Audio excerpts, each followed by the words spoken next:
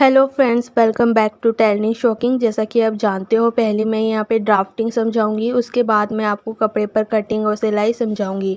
कपड़े पर कटिंग करने से पहले सबसे ज़्यादा ज़रूरी होता है ड्राफ्टिंग समझना। अगर आपको ड्राफ्टिंग बताए तो छोटे हो या बड़े, जब चाहो हर साइज़ में कटिंग और सिलाई यहाँ पे दोनों कर पाओगे। इसे बनाने के लिए कुछ माप चाहिए होगा।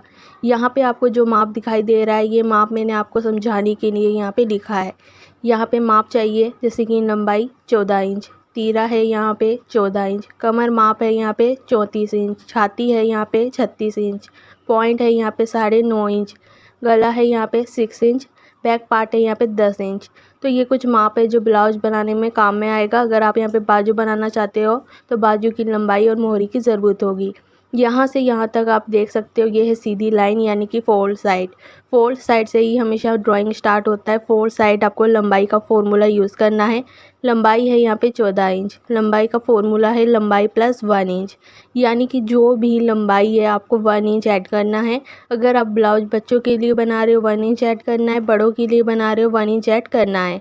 तो लंबाई यहाँ पे 14 इंच है, 1 इंच ऐड करेंगे तो ये हो जाएगा 15 इंच। ऊपर से नीचे तक यहाँ पे हमें लेंथ लेना होगा 15 इंच। इसी तरह हम लेंगे तीरा। ये वाली जो लाइन है इसे हम तीरा कहते हैं। तीरा है यहाँ पे 14 इंच, 14 का यहाँ पर हमें हाफ करना होगा। 14 का अगर हम यहाँ पे हाफ करेंगे तो ये हो जाएगा 7 इंच। लेकिन आप देख सकते हो यहाँ पे मैंने लिया है 5.5 इंच। वो क्यों लिया है? क्योंकि जो तीरा होता है वो बैक पार्ट के अकॉर्डिंग होता है। बैक पार्ट है यहाँ पे डीप, जैसे जैसे बैक पार्ट डीप होता जाएगा वैसे वैसे तीरा यहाँ पे कम होता जाएगा। यानी कि जो बैक पार्ट है उसी के अकॉर्डिंग आपको तीरा लेना होगा। यहाँ पर मेरा बैक पार्ट डीप है, इसीलिए मैंने यहाँ पे तीरा 5.5 इंच लिया है।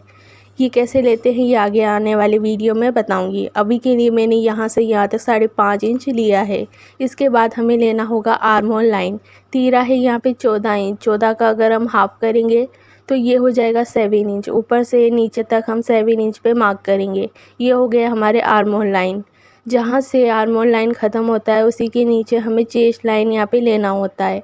इसके नीचे हमें लेना है चेस्ट लाइन। यहाँ पर हमें चेस्ट का फॉर्मूला यूज़ करना होगा। चेस्ट का फॉर्मूला होता है छाती 1/4, यानी कि यहाँ पे जो भी चेस्ट माप है उसे 4 से डिवाइड करना होगा। यहाँ पे चेस्ट है 36 इंच, यहाँ पे हम चेस्ट का फॉर्मूला यूज़ करेंगे छाती 1/4, यानी कि 4 से हमें डिवाइड करना होगा। तो यहाँ से यहाँ तक ये हो जाएगा 9 इंच। सेम ऐसे ही कमर का लाइन यूज़ करेंगे। यहाँ पर आप नीचे देख सकते हो, ये है हमारी कमर लाइन। यहाँ पे हमें कमर का फॉर्मूला यूज़ करना है। कमर का फॉर्मूला होता है कमर 1/4 + 2 इंच, यानी कि जो भी कमर है हमें 4 से डिवाइड करना होगा। कमर है यहाँ पे 34 इंच। यहाँ पर हम 4 से डिवाइड करेंगे, जो भी आंसर आएगा उसे हम 2 प्लस करेंगे।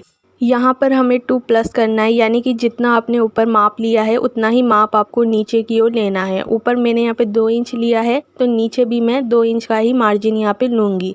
इसीलिए यहाँ पे मैंने 2 इंच का मार्जिन यहाँ पे लिया। आप चाहो तो यहाँ पे 2.5 इंच का मार्जिन भी ले सकते हो। तो यहाँ पे कमर है 34 इंच, 4 से डिवाइड करेंगे, जो भी आंसर आएगा 2 प्लस करेंगे, यहाँ से यहाँ तक मार्क करेंगे। ये हो जाएगा कमर लाइन। इस लाइन को यहाँ पे मिला देंगे। फिर यहाँ से 1.5 इंच बढ़ाएंगे, नीचे से भी 1.5 इंच बढ़ाएंगे। सेम यहाँ से इस लाइन को मिला देंगे। यहाँ पर हमने 1.5 इंच का मार्जिन क्यों लिया? क्योंकि ये है हमारा सिलाई मार्जिन, लूज़ और टाइट करने के लिए काम में आएगा। आप चाहो तो यहाँ पे 2 इंच का भी सिलाई मार्जिन ले सकते हो।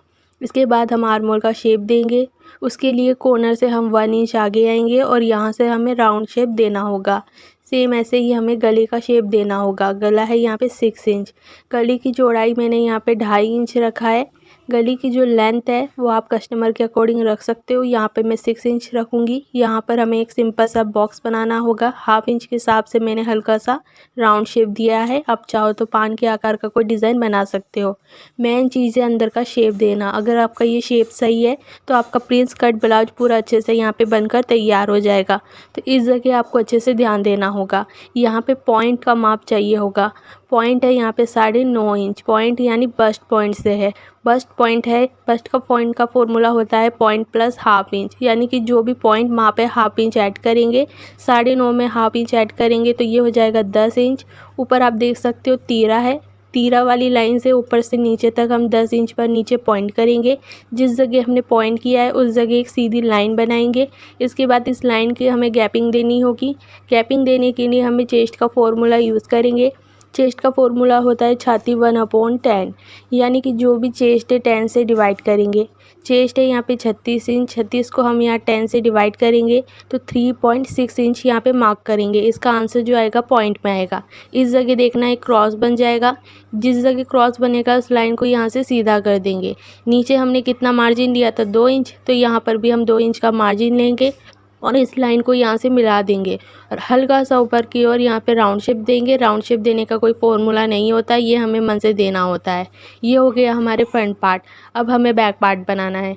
जो ड्राइंग फ्रंट पार्ट में है वही ड्राइंग यहाँ पे बैक पार्ट में है। लंबाई और तीरा सेम हमें वही रखना है। चेंज होगा यहाँ पे back part, arm hole side और कमर लाइन यहाँ पे चेंज करना है। बाकी सेम टू सेम वही माप रहेगा जो फ्रंट पार्ट में है। यहाँ पे गली की चौड़ाई हमने 2.5 इंच रखा था, तो यहाँ पे हमें 2.5 इंच पर ही मार्क करना होगा। यहाँ से यहाँ तक मैं 3 इंच आगे आऊँगी। यहाँ से यहाँ तक 3 इंच आगे आने के बाद गले की जो लेंथ है वो हमें 10 इंच पे मार्क करना होगा। यहाँ कॉर्नर से 1/2 इंच के हिसाब से मैं राउंड शेप दे दूँगी। इससे राउंड शेप बहुत अच्छे से बनता है। आप चाहो तो कोई और भी डिज़ाइन यहाँ पे बना सकते हो। कॉर्नर से मैं 1.5 इंच आगे आऊँगी और यहाँ से मैं राउंड शेप दूँगी। ये हो जाएगा बैक पार्ट के आर्म होल की गोलाई। यहाँ पे ध्यान दिया होगा फ्रंट पार्ट में हम 1 इंच आगे आए थे, बैक पार्ट में हम 2.5 इंच के हिसाब से आगे आए थे। यहाँ पे हमें कमर लाइन यूज़ करना है। कमर का फॉर्मूला है कमर 1/4 प्लस 1/2 इंच, यानी कि जो भी कमर है 34 इंच उसे 4 से डिवाइड करेंगे प्लस 1/2 इंच ऐड करेंगे तो ये हो जाएगा 9 इंच। इस लाइन को यहाँ से मिला देंगे। सेम यहाँ से 1.5 इंच बढ़ाएंगे, नीचे से 1.5 इंच बढ़ाएंगे और इसे मिला देंगे। जितना हमने सिलाई मार्जिन यहाँ लिया था उतना ही सिलाई मार्जिन हमें यहाँ पर लेना होगा। यहाँ पर इसका कमर लाइन का हमें हाफ करना होगा। इस जगह हमारे हाफ आ रहा है। टक्स की जो लेंथ है यहाँ पे मैंने 4 इंच रखा है। साइड में यहाँ पे हाफ इंच के हिसाब से हमें डाउन करना होगा। ये हो जाएगा हमारे टक्स। तो यहाँ पर हमारे बैक पार्ट और फ्रंट पार्ट की ड्राइंग कंप्लीट हो चुका है। इस वीडियो में अगर आपको कुछ भी समझ में नहीं आया तो आप मुझे अपनी बात यहाँ पे कमेंट करके बता सकते हो। यहाँ पे मेरे समझाने का तरीका अगर आपको अच्छा लगा है तो चैनल को लाइक करें, सब्सक्राइब करें, बेल आइकन ज़रूर दबाएं और मुझे कमेंट करके ज़रूर बताएं कि मेरे समझाने का तरीका कैसा लगा। आज के लिए इतना।